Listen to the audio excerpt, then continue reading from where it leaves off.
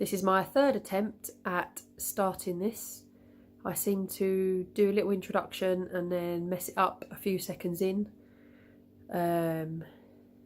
I feel a little out of practice, as if you still subscribe to me, you will know that I have not uploaded a Floss Tube video since I think about October time. Maybe the start of October. I didn't even check before I filmed this. I just was thinking about filming an update for the last week or couple of weeks. My husband actually said to me a couple of weeks ago, "Have you uploaded a video recently?" And I said no.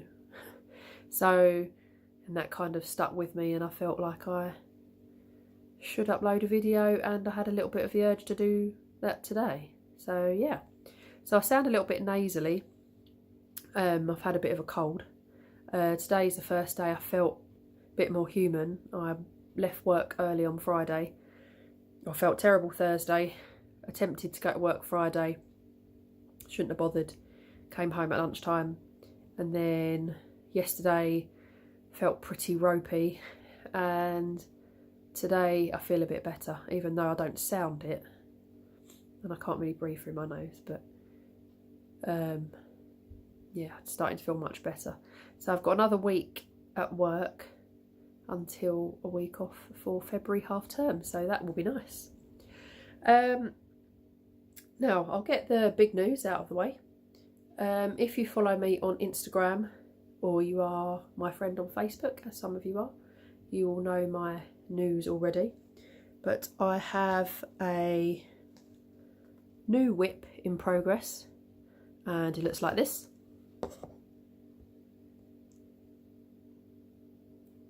So yeah, this is baby Buckle Stitch, who will be ready approximately 2nd of July.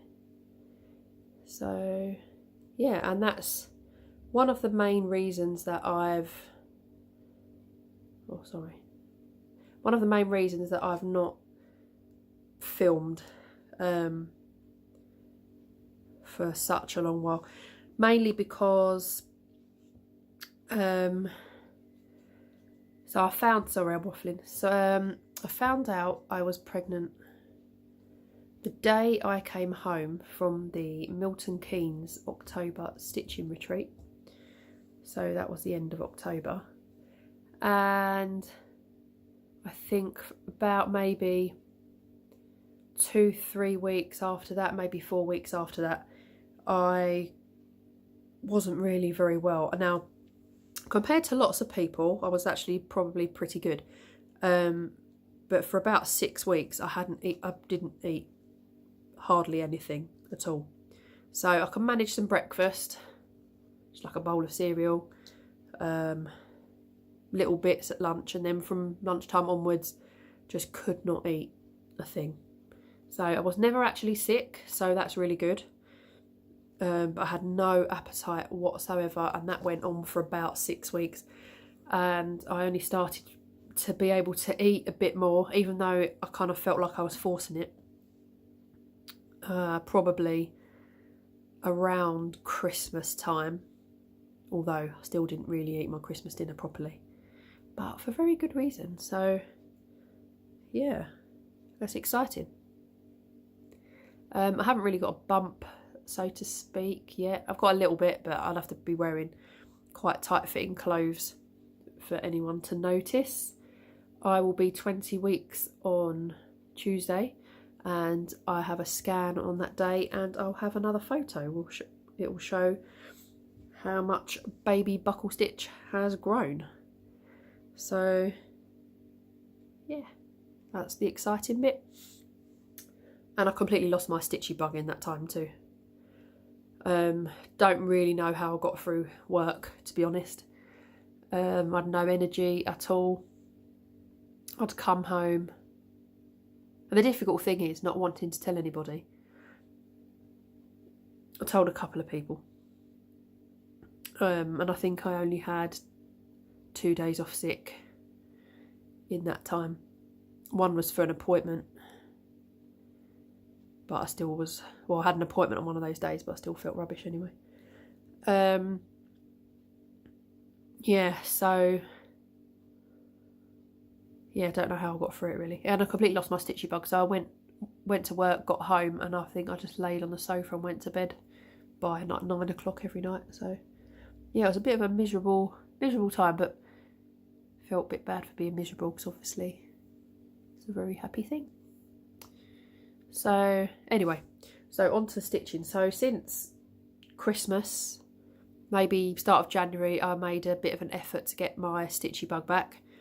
And what I did was buy this chart that lots of people are doing, or these charts I should say. So the Hands-on Design Year of Celebrations. So ordered this from Peakside, waited a little while for it to get back in stock. I think I must have been lucky because I ordered it and then maybe the next day or the day after they'd gone out of stock again. So yeah, I think I got this, say, mid-January. So what I decided to do was start the February one, and I finished it.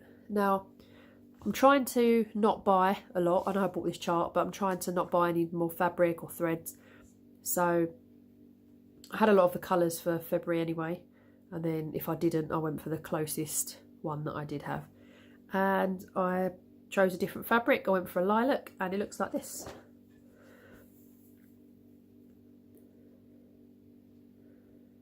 So yeah, I'm not sure how long it took me really, maybe a week and a half, 2 weeks, just doing a little bit each evening. So yeah, I will finish this at some point,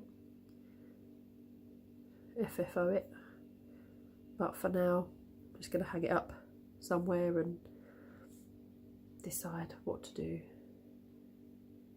Well, I think I know what I'm going to do. There's these little clipboards you can buy where you like stand it up like a little easel, I think, but can't really be bothered to think about it at the moment, so I'll just enjoy this just hanging up as it is somewhere for the moment.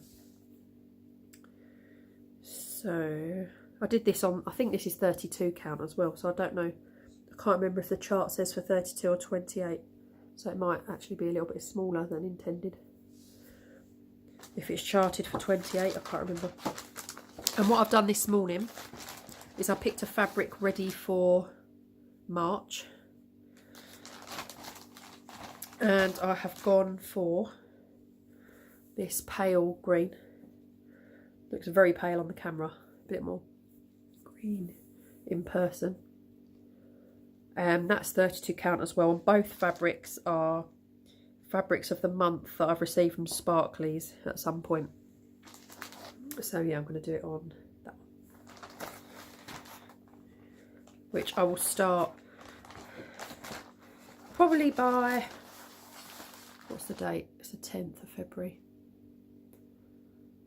I'll try and get it done before the end of February, so maybe start next weekend or something. Maybe a bit before that, give myself 2 weeks to do it. What else have I been working on? So I also worked on this for a bit. So this is Emma Congdon, I'm not even sure what it's called. Striker Balance maybe, or Yin and Yang. It's called two different things in the magazine.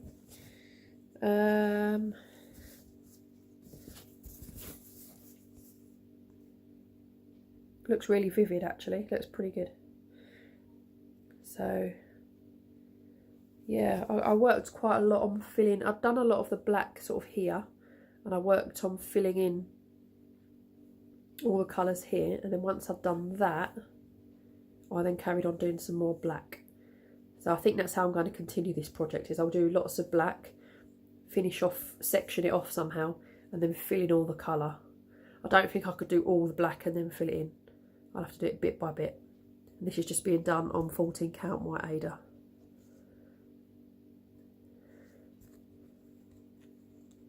So I probably could stand it up, it's really stiff, which makes it a bit,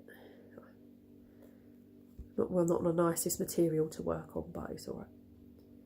So, and they're just being stitched in DMCs that I picked up from Michael's in Vancouver when I went in August. So that will probably remind me of that trip actually. It's going to be a fairly short video as I'm filming this on, I've not filmed on this phone before. I've got a new phone since I last did a video, and it's telling me I've only got 6 minutes left. Not got too much more to show you anyway.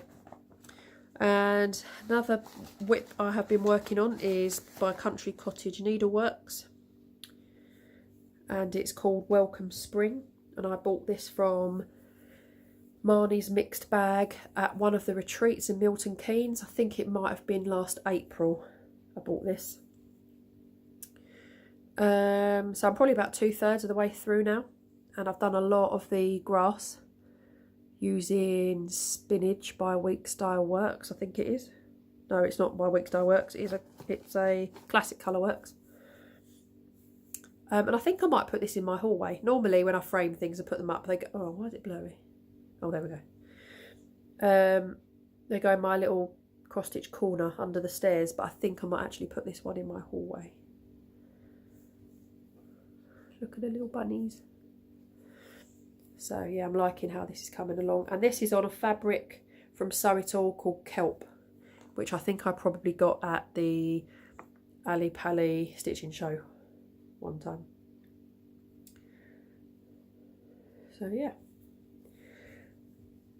Lots of my stitching bug. The return of my stitching bug has been helped massively by Donna Murray, who puts on some really good events on her Celtic Cross Stitch League Facebook page.